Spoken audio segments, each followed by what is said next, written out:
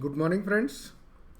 तो फ्रेंड्स अब हम इस प्रॉब्लम को सॉल्व करेंगे। इंटरनल रिकंस्ट्रक्शन की ये प्रॉब्लम है। ठीक है, चलिए। SP construction company find itself in financial difficulty. The following is the summarise balance sheet as on 31 December 2012।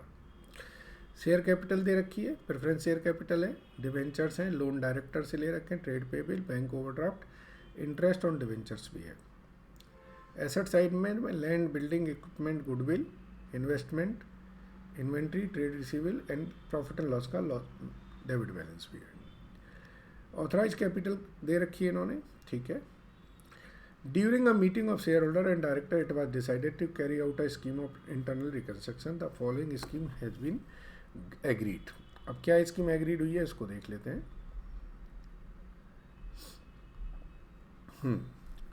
The equity shareholder are to accept reduction of 7.5 per share and the equity shareholder is to be redesignated at 2.5 rupees.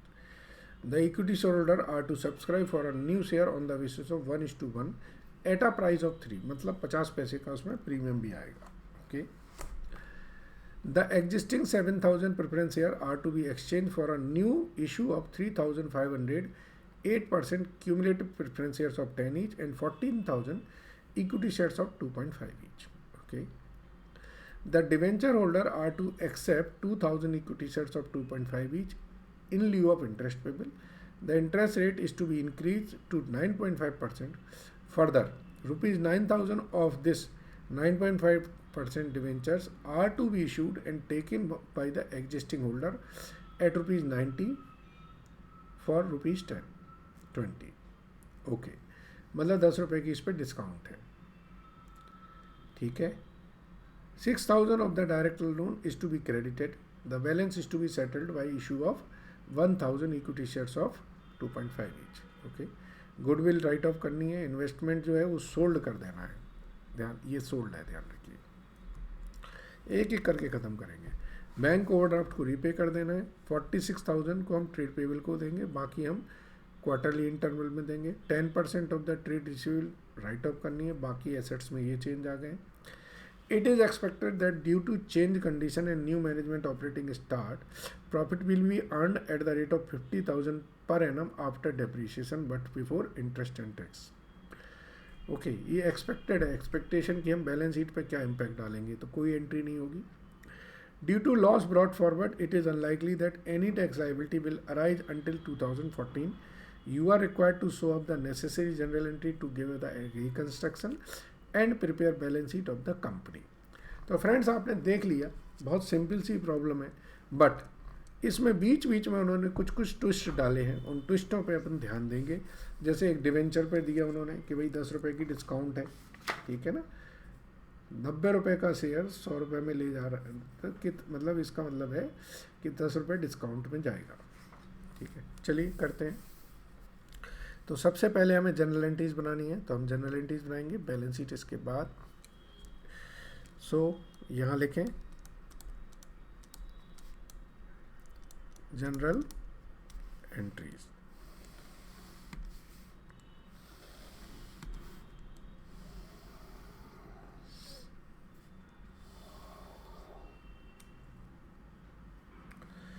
सबसे पहली entry जो उन्होंने बोली है कि equity shares को 2.5 rupees का कम कर दीजिए। ठीक है, 2.5 रुपीज़ तक कर दीजिए। सो एंट्री होगी हमारी equity share capital 10 rupees each account debit, ये 2 लाख रुपए से हो जाएगा। To equity share capital 2.5 rupees account, ये 50,000 से हो जाएगा। और बाकी का जो पैसा है वो हम कैपिटल रिडक्शन अकाउंट में ले लेंगे। ठीक है जी। इसके बाद एक एक लाइन को करते जाइए। दूसरा बोला the equity share holder are to subscribe new shares, तो नए शेयर आएंगे। तो 20,000 शेयर्स हैं,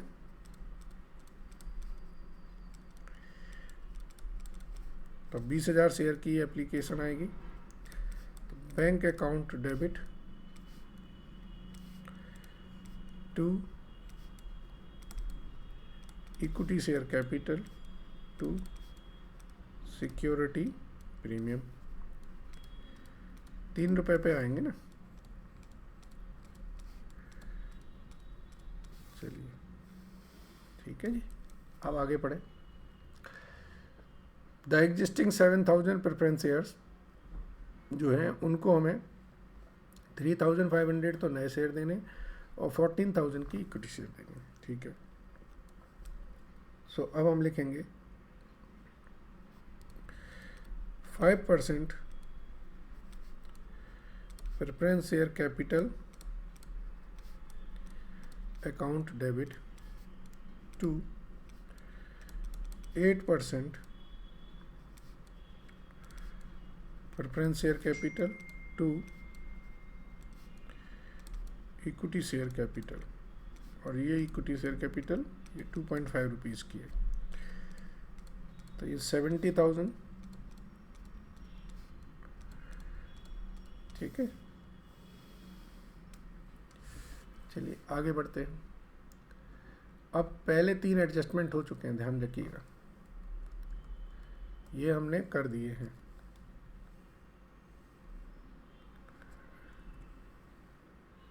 क्या करें, इनको कंट्रोल आई कर देते हैं, चल रहने दीजिए। अब चौथा एडजस्टमेंट पढ़िए।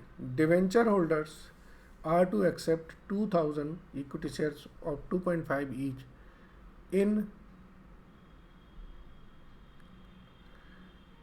इन lieu of interest payable. Interest कितना है डिवेंचर होल्डर का देख लें, 12,800 है, तो इन्होंने 2,000 रुपीज़ 2,000 शेयर ले लिए 2.5 के। ठीक है, दूसरा इंटरेस्ट उनका इंक्रीज कर देना है। ठीक है, तीसरा 9,000 केस डिवेंचर ये और इशू किए जाएंगे 90% पे। तो ये 3 एंट्रीज हैं, तो तीनों एंट्रीज को करते हैं। पहला तो interest accrued interest on debenture, ये हमारा 12,800 है। इसके बदले में उन्होंने 2,000 शेयर्स ले लिए 2.5 रुपीज़ के, 5,000 रुपीज़, तो बाकी का हमारा प्रॉफिट हो गया 7,800 का। पहली एंट्री हो गई। दूसरी, जो डिवेंचर्स थे 8% डिवेंचर्स ख़त्म हो जाएंगे 80,000 के जो है, और इसके बदले में हम इन्हें 9.5% के डिवेंचर दे देंगे।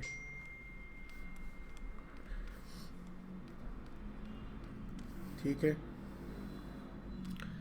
तीसरा इन्होंने बोला है कि ये जो डिवेंचर होल्डर हैं ये फर्दर डिवेंचर इशू करवाएंगे, मतलब और डिवेंचर लेके आएंगे, पैसा लेके आएंगे, तो bank account debit to 9.5% debentures. 9,000 के डिवेंचर इशू करने हैं 90% पे, तो 8,100 हमारे पास आएगा। और जो डिस्काउंट है, नॉर्मली तो हम डिस्काउंट में लिखते हैं, लेकिन यहाँ पर हम कैपिटल रिडक्शन में लिखेंगे।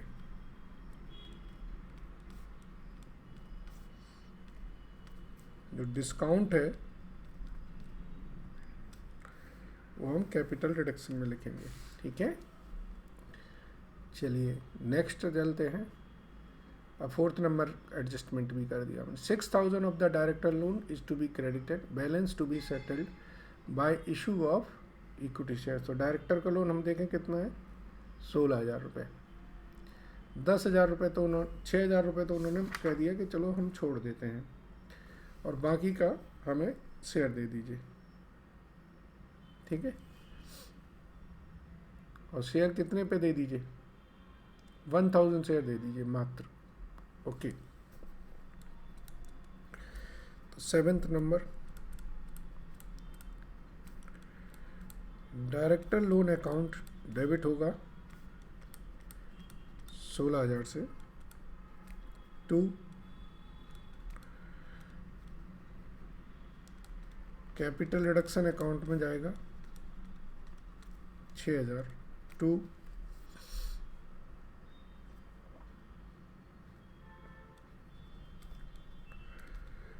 इक्विटी शेयर कैपिटल होगी 2,500 टू सिक्योरिटीज प्रीमियम होगा 7,500। ठीक है जी, ये हमारा डायरेक्टर्स का हो गया। इसके बाद गुडविल ये राइट ऑफ कर देंगे, चलिए कोई बात नहीं। इन्वेस्टमेंट इन्होंने कहा था बेच दो, अब इन्वेस्टमेंट देखें हमारे पास थे कितने के, इन्वेस्टमेंट 27,000 के हैं, इन्होंने कहा इन्हें 60,000 में सेल कर दो, तो अब इन्वेस्टमेंट को सेल करते हैं। तो 8th number, bank account debit 60,000 से, इन्वेस्टमेंट अकाउंट क्रेडिट होगा 27,000 से, और जो प्रॉफिट है वो हमारा कैपिटल रिडक्शन में आ जाएगा 33,000। ठीक है जी, इन्वेस्टमेंट कर दिया हमने, आगे पढ़ते हैं। इन्वेस्टमेंट के बाद है bank overdraft to be repaid. तो बैंक ओवरड्राफ्ट हमारा कितना है 36,724। Okay, 46,000 is to be paid to trade payable now, और बाकी को हम उन्हें क्वार्टरली दे देंगे। ठीक है, तो इन दोनों को पेमेंट करनी है, तो 9 नंबर आ जाएगा। बैंक ओवरड्राफ्ट दे दिए, और ट्रेड पेबल को इन्होंने को 46,000 दीजिए, बैंक ओवरड्राफ्ट का जो बैलेंस है वो पे कर दीजिए टू बैंक, ये आ जाएगा हमारा 82,730। ठीक है जी, थोड़ी ज़्यादा एंट्रीज हो रही बट दी हैं तो करना होगी। 10% ऑफ डेटर, अब ये राइट ऑफ वाला पॉइंट आएगा, वो ठीक है हम कर लेंगे। ठीक है, अब देखिए एक करके, बिल्डिंग हम लैंड हमारी कितने की वैल्यू है, लैंड हमारी है 1,56,000 की। ओके, तो लैंड हमारी कम हो रही है, लेकिन बिल्डिंग की वैल्यू बढ़ गई है। तो जो बड़ी है और कम हुई है उनकी हम और वर्किंग कर लेते हैं। तो बिल्डिंग हमारी 80,000 की हो गई, बुक्स में 27,000 की है। सो एप्रिसिएशन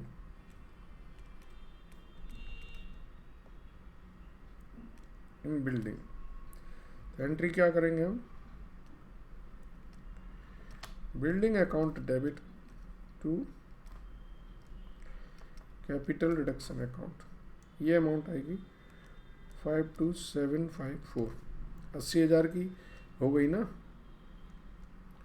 पहले 27,000 कुछ की थी। बिल्डिंग की एंट्री डाल दी हमने। अब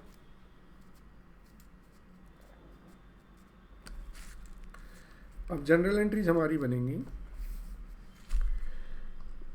इस क्वेश्चन को कंप्लीट करने के लिए। चलिए, इसमें और कुछ नहीं बचा है। देखिए, पहली एंट्री कर ली हमने शेयर को, दूसरी एंट्री फर्दर शेयर आ गए, तीसरी एंट्री प्रेफरेंस शेयर्स हैं कर दिए, चौथी डिवेंचर होल्डर की एंट्री कर दी, पांचवी डायरेक्टर लोन की कर दी, छठवीं छोड़ दी अभी हमने, सातवीं इन्वेस्टमेंट को बेच दिया, आठवीं बैंक ओवरड्राफ्ट को पे कर दिया, नौवां क्रेडिटर को 46,000 पे कर दिए। ओके, अब छठवीं, 6th, 10th और 11th एंट्रीज को हमें करना है। ये हमें अपनी एसेट्स को रिवैल्यूड करना है, तो इनके लिए हमारे अगले पेज पे एक एंट्री होगी, उसे हम कहेंगे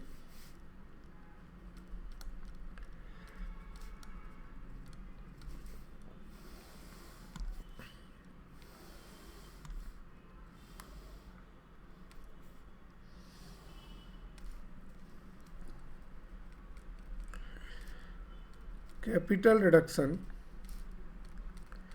अकाउंट डेबिट टू। अब देखते जाइए जो जो एसेट्स को ख़त्म करना है या कम करना है। Goodwill and profit and loss ख़त्म करना है, बुक में दिया हुआ है। गुडविल कितनी है? गुडविल है 60,000 की, प्रॉफिट एंड लॉस है 39,821 का। तो यहाँ पे लिखें goodwill 60,000, profit and loss account 39,821। ठीक है, चलिए अब इन्होंने बोला है 10th नंबर पे कि 10% ऑफ द डेटर्स जो है वो हमारे ख़राब है, यही लिखा ना। तो 10% डेटर भी ख़त्म कर दें। तो ट्रेड रिसीवेबल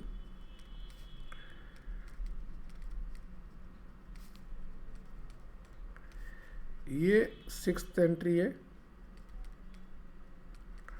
और ये 10th एंट्री है। ठीक है जी, चलिए इसके बाद 11th पे इन्होंने बाकी एसेट्स को बोला है। तो मेरी बुक्स में लैंड है 1,56,000 की, देखिए, और अब लैंड हो गई है 90,000 की। तो लैंड में मेरे 66,000 कम हो गए हैं। ठीक है जी, अब देखिए इक्विपमेंट 10,000 का हो गया। पहले इक्विपमेंट कितने का था? 1074 का था, 754 मेरे इक्विपमेंट से कम हो गए।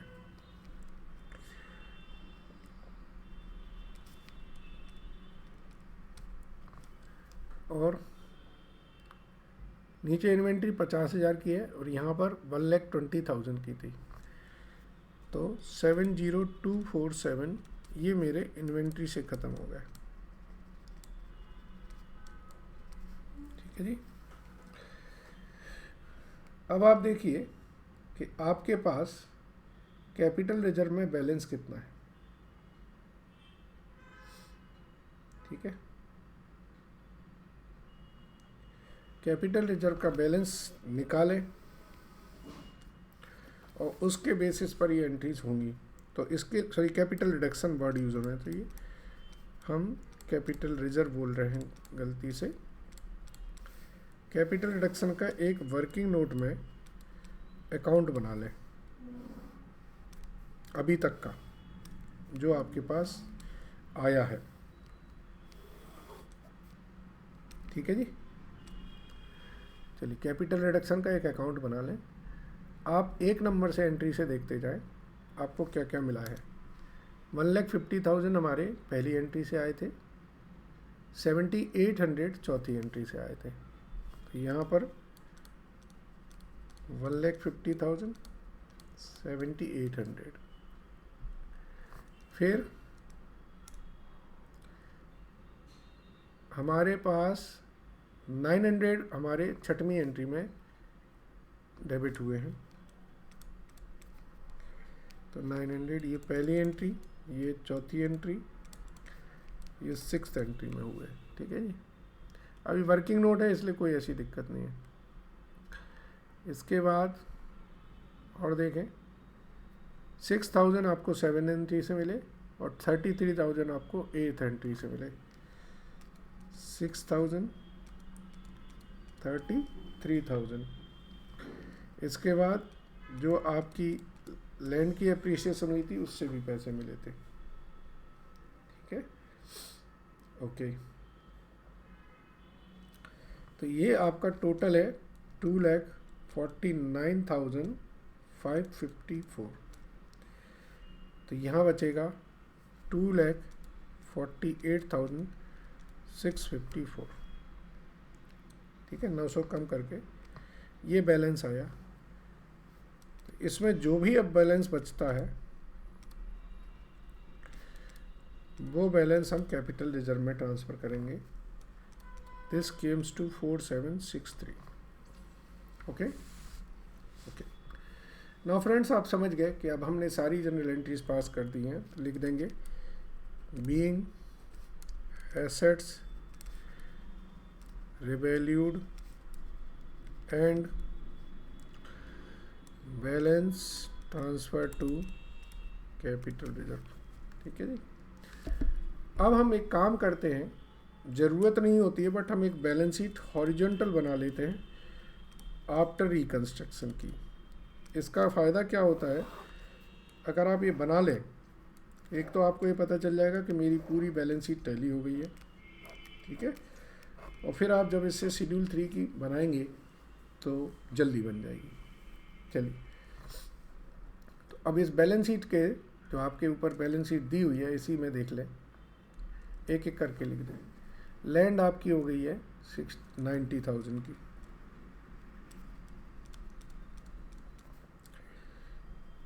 बिल्डिंग 80,000, ठीक है। इक्विपमेंट 10,000, गुडविल तो ख़त्म हो गई, इन्वेस्टमेंट ख़त्म हो गया, इन्वेंट्री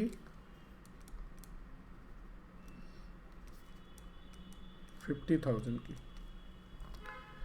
इसके बाद ट्रेड रिसीवेबल में इन्होंने बदली है कि 7069 हो गए हैं, तो ट्रेड रिसीवेबल अब हमारे 63,623 के बचेंगे।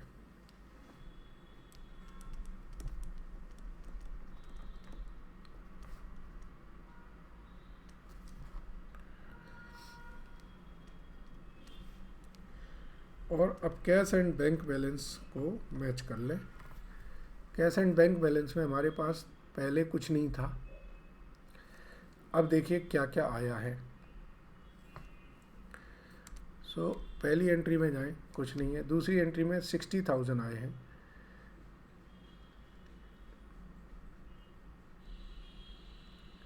फिर 8100 आए हैं, तो ये 60,000 प्लस 8100। इसके बाद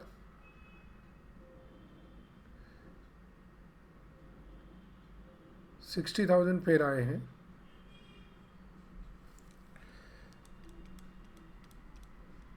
और 82,713 गए हैं, ठीक है जी। तो इसका जो नेट इम्पैक्ट आएगा वो आएगा 45,387।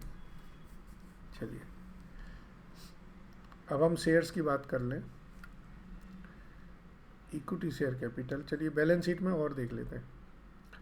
इंटरेस्ट पेबल डिवेंचर्स का ख़त्म हो गया, बैंक ओवरड्राफ्ट ख़त्म हो गया, ट्रेड पेबल हमारे पास अब बचे जो हैं वो 50,247 के बचे हैं।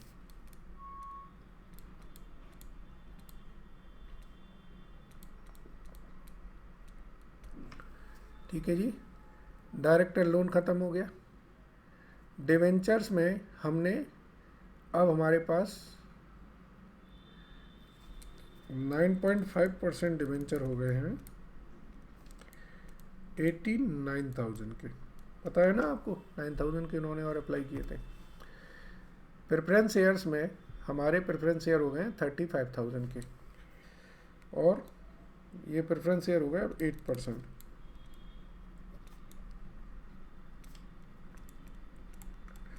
बाकी के 35,000 के उन्होंने इक्विटी ले ली थे। अब हम इक्विटी की बात करते हैं, इक्विटी की और सिक्योरिटी प्रीमियम, ये दो चीज़ें रह गई हैं, इनके लिए हमें वर्किंग करनी पड़ेगी। चलिए इक्विटी देखें, 50,000 की ऊपर है, 50,000 की ये, फिर 35,000, 1,35,000 हो गया, फिर 5,000 फोर्थ नंबर पे तो 1,40,000, फिर 2,500 ये तो 1,42,500। तो इक्विटी शेयर कैपिटल जो आई है वो आ गई 1,42,500, ठीक है। और आपका सिक्योरिटी प्रीमियम हो गया 17,500। कैपिटल रिजर्व जो हमने पूरी बैलेंस शीट से निकाला वो 4,763 आया, ठीक है जी। तो इस तरीके से ये बैलेंस शीट का टोटल 339,010 आ जाएगा। अब ये बैलेंस शीट आपने बना ली है, कितना टाइम लगा, 2 मिनट, 2 मिनट 4 मिनट में ये बैलेंस शीट हमारी बन गई। लेकिन अब इससे क्या होगा, शेड्यूल 3 की जब आप बैलेंस शीट बनाएंगे तो वो ईजिली बनेगी आपकी, क्योंकि पता है कि अब आपकी बैलेंस शीट तैली है। ये रफ पेज पे बना लीजिए, रफ पेपर पे बना लीजिए, क्लियर है ना, ठीक है। क्योंकि एग्ज़ाम में अगर बैलेंस शीट पूछी गई है तो बैलेंस शीट तो आपको बनानी है, और बैलेंस शीट हॉरिजॉन्टल बना के आ नहीं सकते आप, तो आपको शेड्यूल 3 की बनानी पड़ेगी। उसके लिए फिर आपको पूरा फॉर्मेट बनाना पड़ेगा, ठीक है ना।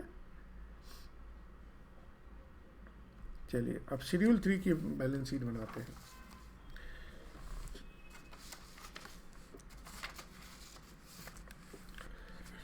सो हम लिखेंगे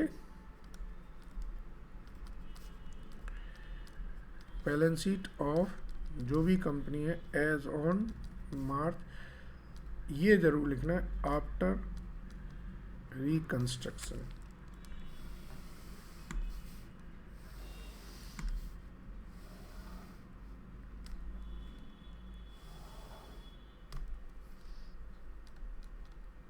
नोट, यहां लिखें हम इक्विटीज एंड लायबिलिटीज, और यहां लिखें हम एसेट्स। इक्विटीज एंड लायबिलिटीज में नंबर 1 पे आएगा शेयर होल्डर फंड।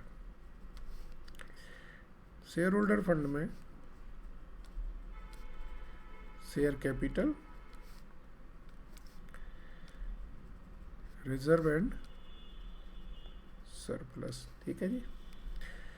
नंबर 2 पे नॉन करेंट लायबिलिटीज, उसमें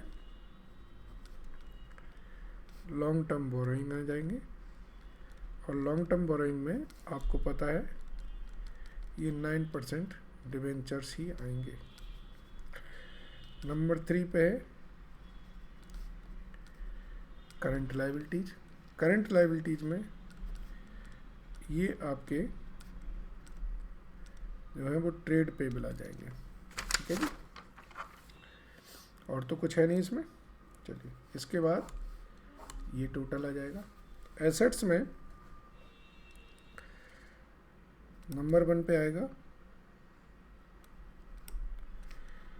नॉन करंट एसेट्स, और इसमें नहीं, टेंजिबल नहीं, पहले आता है fix assets.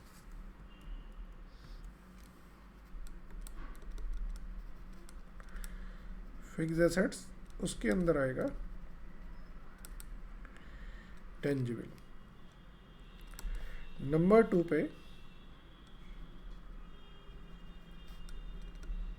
Current assets. Current assets में सबसे ऊपर आता है इन्वेंट्रीज, बी में आता है ट्रेड रिसीवेबल, सी में कैश एंड बैंक बैलेंस, और ये टोटल आ जाता है, मैच हो जाता है, सही है। नंबर 1 इसका बनेगा, नंबर 2 इसका बनेगा। लॉन्ग टर्म बोरिंग में एक ही लाइन आइटम्स है, इसलिए हमें बनाने की ज़रूरत नहीं है, ठीक है। टेंजिबल फिक्स एसेट्स का बनाने की ज़रूरत है, तो नंबर 3 हम नोट इसका बनाएंगे। चलिए अब note number 1, share capital. Share capital में हम लिखेंगे पहले इक्विटी शेयर कैपिटल।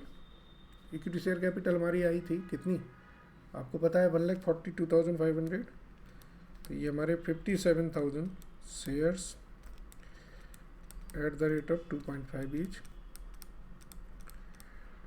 और फिर हम लिखेंगे 8%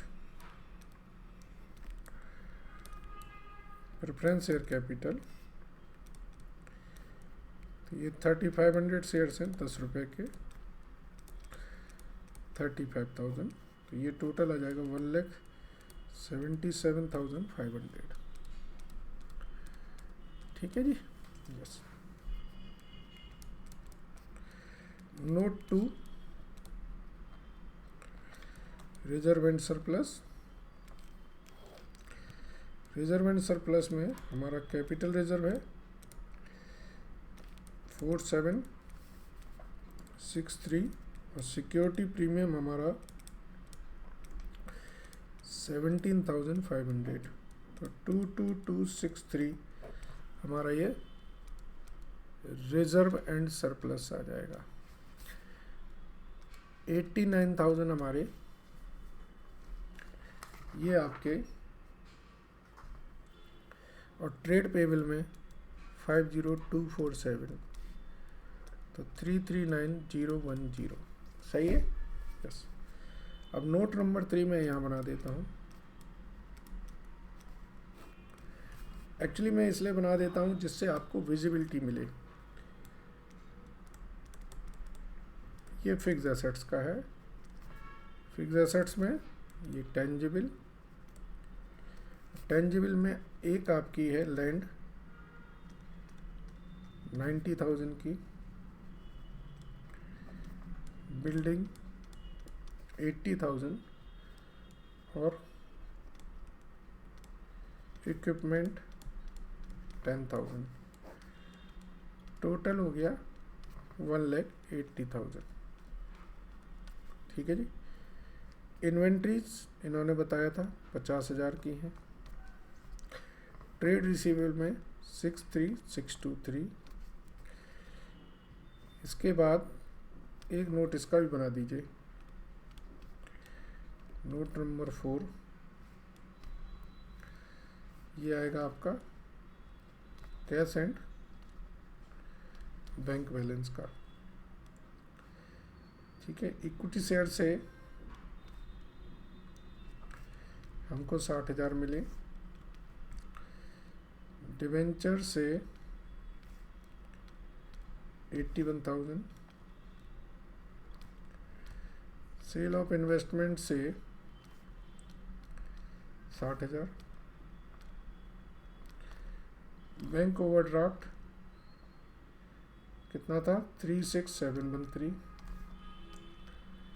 और ट्रेड पेबल को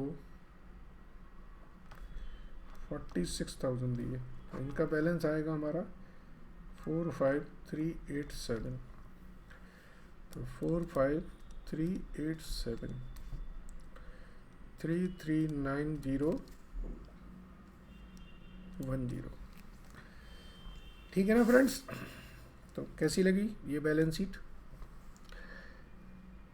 चलिए, मुझे लगता है पूरा क्वेश्चन बहुत अच्छी तरह समझ आया है आपको। Thank you very much.